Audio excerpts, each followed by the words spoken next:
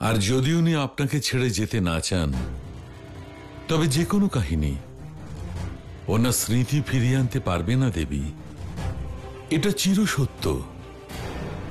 সেই জন্য আমার মনে হয় তুমি দেবী পার্বতীর কাছে গিয়ে ওনাকে এই কাহিনী যত শীঘ্র সম্ভব শেষ করার জন্য বলতে হবে।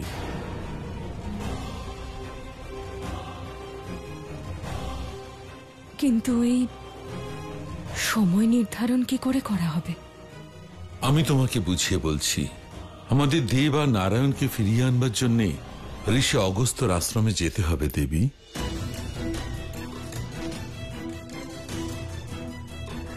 ওরা দুজন গুরুকুল থেকে ঋষি অগস্ত্যের আশ্রমে কখন চলে গেল ঋষিবর? আপনি আমাকে বলেননি। দেবী, তোমার দুই সন্তানই বিশেষ জ্ঞান অর্জন করতে চাইছিল দেবী। এদিকে তুমি শিশু ভোলানাথের পার্বতীর কাছে যাওয়া নিয়ে এত দুঃখী ছিলে, আর তোমার উপবাস নিয়ে এত ব্যস্ত ছিলে যে আমি কি করে বলতাম তোমায়। তুমি চিন্তা করো না, আমার অনুমতি নিয়েই গেছে ওরা। শুধু এটুকু মনে রেখো যে ওরা ওখান থেকে ফেরার আগে এই কাহিনী যেন শেষ হয়ে যায়। তুমি নিজের সন্তানদের শিক্ষা দীক্ষার দিকে নজর দাও। আর একবার যদি শিশু ভোলানাথের এই কাহিনী শুনবার ইচ্ছা শেষ হয়ে যায়, তবে সবকিছু স্বাভাবিক হতে দেরি হবে না দেবী। আপনি ঠিকই বলেছেন ঋষিবর, এটাই ঠিক হবে। আমি নিজে দেবী পার্বতীর গৃহে যাব আর ওনার কাহিনী শেষ করার অনুরোধ জানাবো।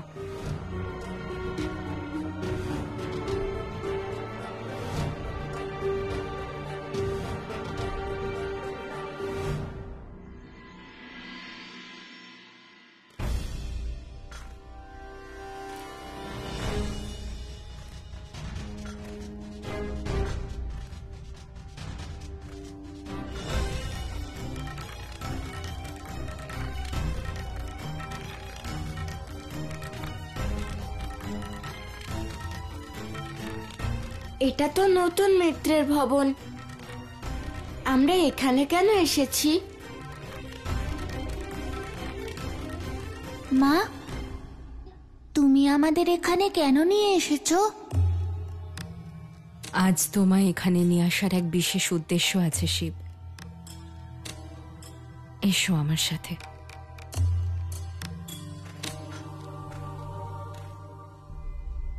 ওম নমঃ শিবায়। প্রভু এসে গেছেন মা।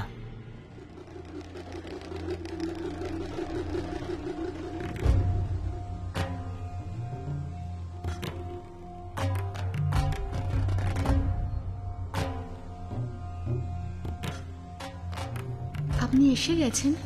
সত্যি ভক্তি আর ভালোবাসার থেকে শক্তিশালী এই সংসারে আর কিচ্ছু নেই। আপনি ওখানে দাঁড়িয়ে আছেন কেন? আসুন না, বসুন। আজ আমি একা আসিনি মিত্র।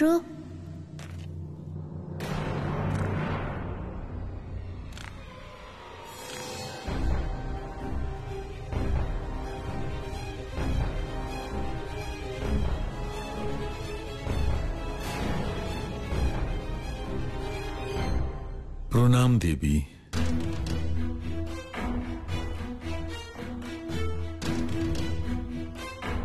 আপনারা সবাই কোথাও যাচ্ছেন? না মিত্র, শুধু মা আর বাবা যাচ্ছেন। সেই জন্য আমাদের মা নিজে আপনার গৃহে আমাদের নিয়ে এসেছেন।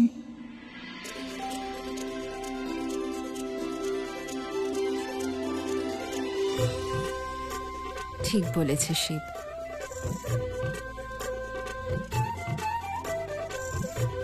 এ আমার সৌভাগ্য যে আমার বিষয়ে আপনার মনে আর কোনো অসন্তুষ্টতা নেই। দেবী পার্বতী শিশু মনের কোনো জিজ্ঞাসাকে অসম্পূর্ণ রাখতে নেই, আর অবদমনও করতে নেই, কারণ জিজ্ঞাসাই জ্ঞানের পথ।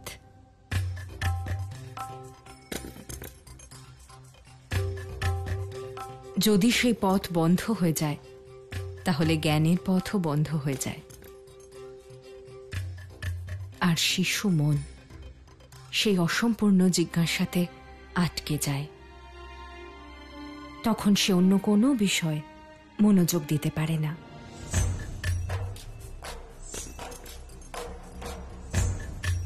সেজন্য আজ আমি শিবকে নিজে আপনার কাছে নিয়ে এসেছি, যাতে ওর প্রশ্নের উত্তর খুঁজে পায়, আর অন্য কাজে যেন নির্দ্বিধায় মনোযোগ দিতে পারে।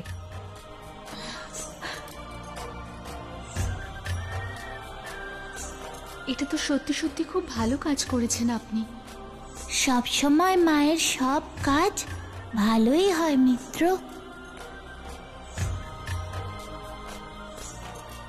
দেবী পার্বতী, আমরা ফিরে আসার আগে আপনি আপনার কাহিনী সমাপ্ত করে দেবেন।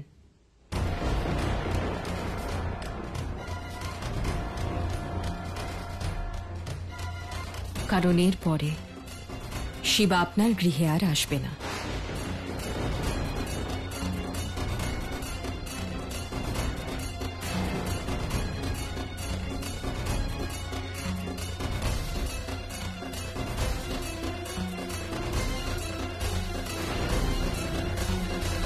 আমার এই সিদ্ধান্তের কারণ আপনার সাথে বিরোধিতা নয়, আমি শুধু এক মায়ের দায়িত্ব পালন করছি।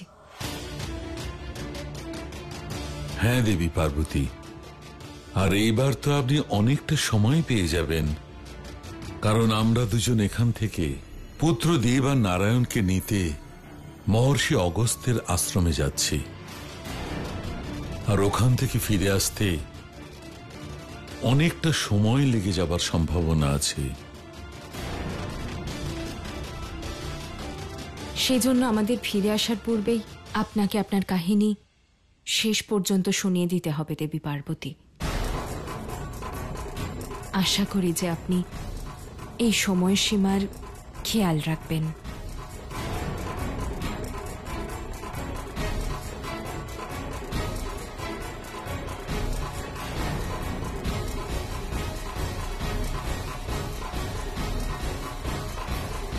আপনি মা, নিজের সন্তানের ওপর আপনার সম্পূর্ণ অধিকার আছে, কিন্তু একজন ভক্ত হিসেবে আমারও তো কিছু অধিকার আছে, তাই না?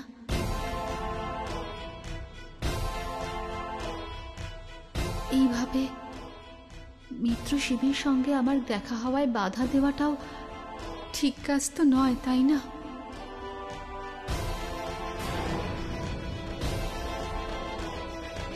কিন্তু মা, উনি আমাদের মিত্র, আর মিত্রের ওপর মিত্রের তো সম্পূর্ণ অধিকার আছে।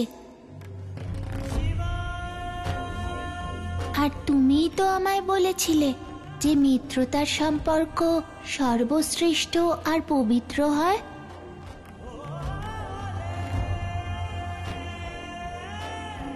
নিঃস্বার্থ আর নিষ্কলঙ্ক হয়।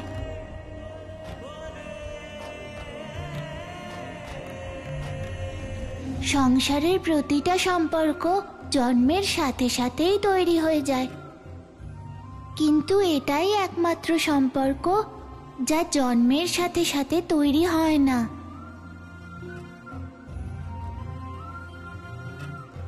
আমাদের যোগ্য মিত্র খুঁজে মিত্রতা তৈরি করতে হয়। আর মা, আর তৈরি করা যে কোনো বস্তু যে তৈরি করে তার কাছে তো প্রিয়ই হবে।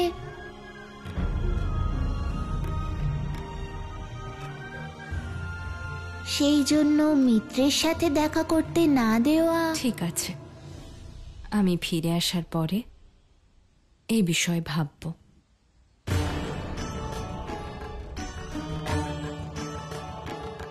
ততক্ষণ তোমাদের দুজনকে আমায় একটা কথা দিতে হবে। আদেশ করো মা। আমরা ফিরে আসা পর্যন্ত তোমরা এই ভবন থেকে কোথাও বেরোবে না। আমি কথা দিচ্ছি মা, তোমরা ফিরে না আসা পর্যন্ত আমরা নতুন মিত্রের গৃহেই থাকবো।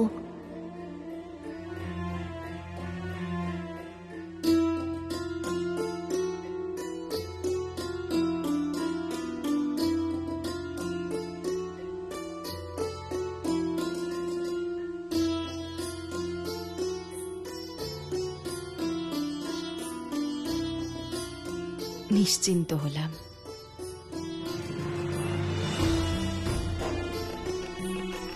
আসি দেবী।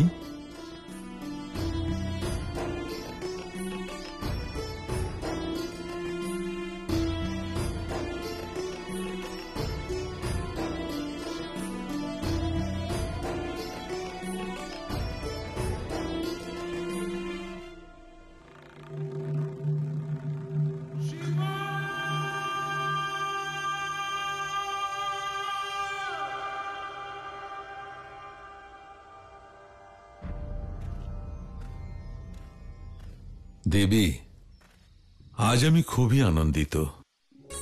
কি বিষয় নিয়ে ঋষিবর? আজ এতদিন পরে দেব আর নারায়ণ গৃহে ফিরছে, সেই বিষয়?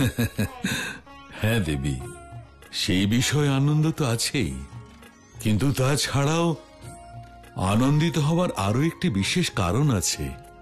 কি কারণ? দেবী, আমার মনে হয় আজ যা কিছু ঘটেছে সবকিছু ঠিকই ঘটেছে।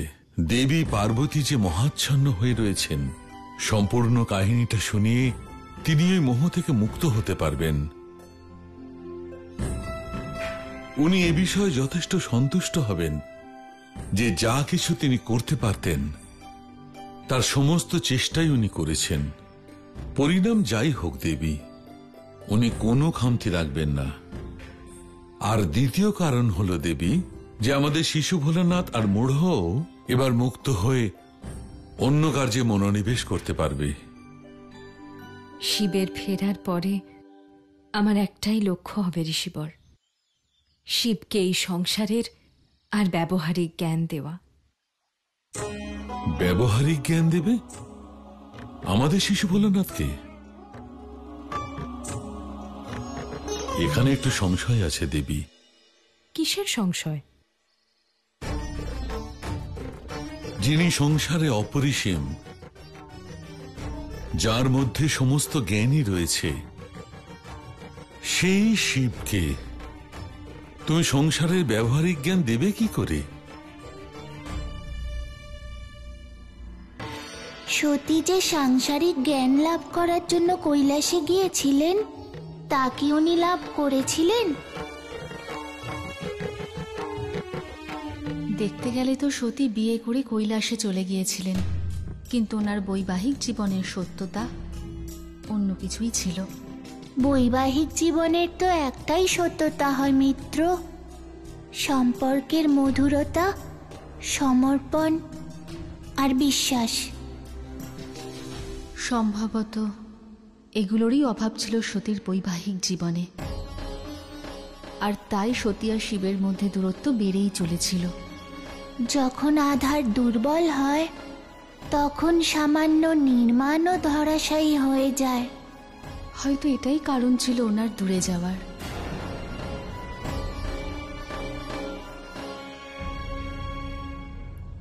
শিব চেষ্টা করছিলেন যে সতী নিজের বাস্তবিক স্বরূপ আদি শক্তি স্বরূপের সাথে অবগত হোক, যাতে তার নিজের সম্পূর্ণতার প্রাপ্তি ঘটে।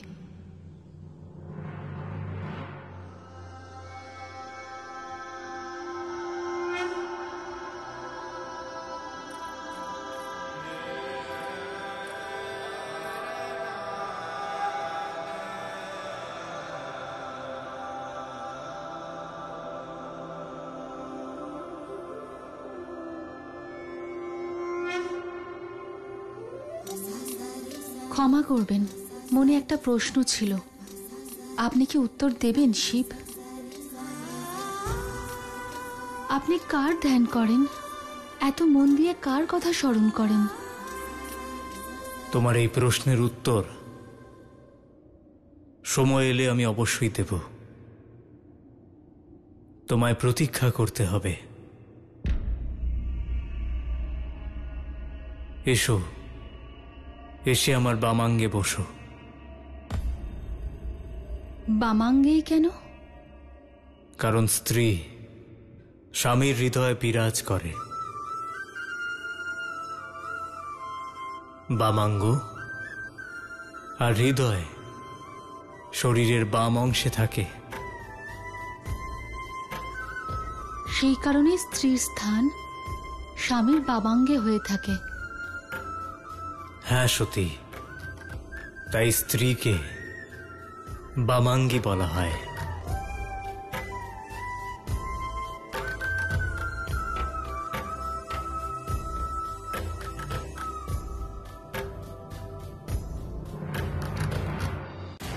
বামাঙ্গী অর্থাৎ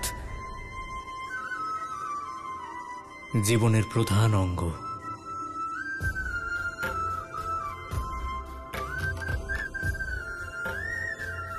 আমি আপনার মনে জায়গা করে নিয়েছি, এই কথাটা এতটাই সুখদায়ক যে আমি কল্পনাও করতে পারছি না।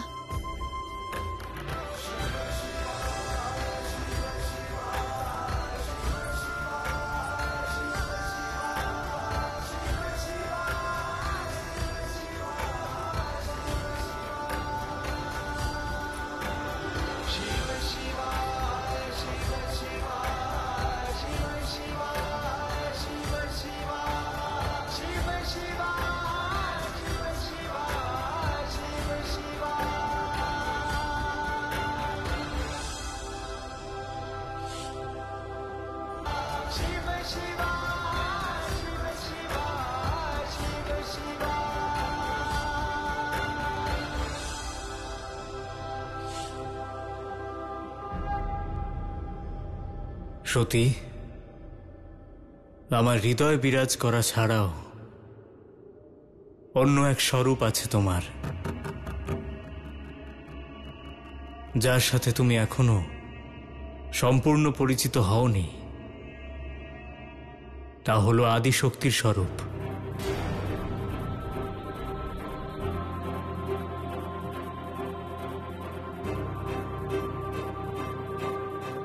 সময় এসে গেছে সেই স্বরূপের সাথে পরিচিত হওয়ার,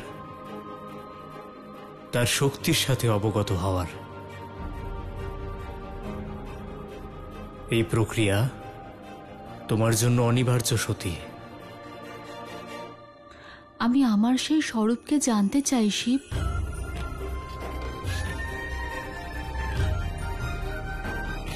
সেই স্বরূপকে জানার জন্য